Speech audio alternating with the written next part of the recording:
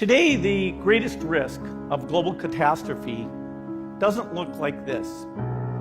Instead, it looks like this. If anything kills over 10 million people in the next few decades, it's most likely to be a highly infectious virus rather than a war. Not missiles, but microbes.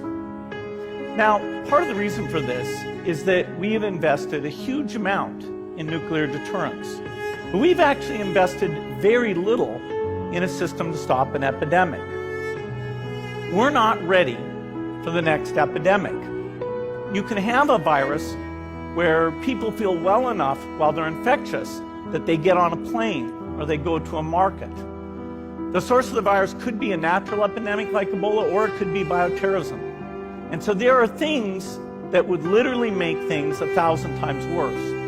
In fact, let's look at a model of a virus spread through the air like the Spanish flu back in 1918. So here's what would happen. It would spread throughout the world very, very quickly.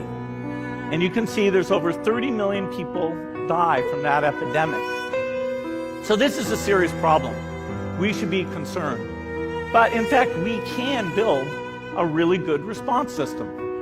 We have the benefits of all the science and technology that we talk about here. We've got cell phones to get information from the public and get information out to them. We have satellite maps where we can see where people are and where they're moving.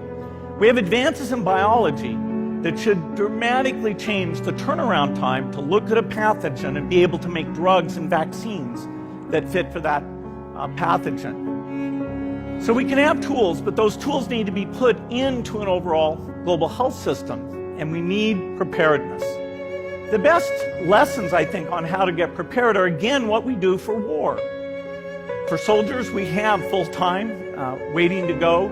We have reserves that can scale us up to large numbers. NATO has a mobile unit that can deploy very rapidly.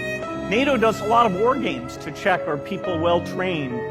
Do they understand about fuel and logistics and the same radio frequencies? So they are absolutely ready to go. So those are the kinds of things we need to deal with an epidemic. What are the key pieces? First is we need strong health systems in poor countries. That's where mothers can give birth safely, kids can get all their vaccines, but also where we'll see the outbreak very early on. We need a medical reserve corps. Lots of people who've got the training and background who are ready to go with the expertise. And then we need to pair those medical people with the military, taking advantage of the military's ability to move fast, do logistics, and secure areas. We need to do simulations, germ games, not war games, so that we see where the holes are. The last time a germ game was done in the United States was back in 2001, and it didn't go so well. So far, the score is germs 1, people 0. Finally, we need lots of advanced R&D in areas of vaccines and diagnostics. There are some big breakthroughs, like the adeno-associated virus, that could work very, very quickly. Now, I don't have an exact budget for what this would cost, but I'm quite sure it's very modest compared to the potential harm. The World Bank estimates that if we have a worldwide flu epidemic, global wealth will go down by over $3 trillion, and we'd have millions and millions of deaths. These investments offer significant benefits beyond just being ready for the epidemic. The primary health care, the R&D, those things would reduce global health equity and make the world more just as well as more safe. So I think this should absolutely be a priority. There's no need to panic. We don't have to hoard cans of spaghetti or go down into the basement. But we need to get going because time is not on our side.